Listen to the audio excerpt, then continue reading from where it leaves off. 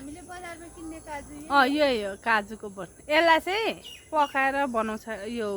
यसको मुनि धुएर मजाले बनाउँछ कि यो चाहिँ काजु हो खासमा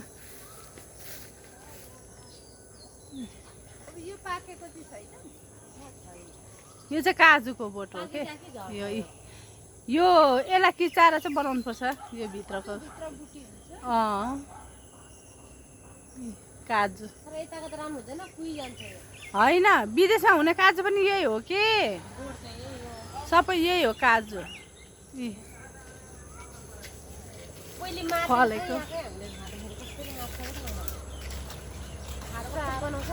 चलाउँ त साह्रै खान्थ्यो क्या मजा यो पहिला त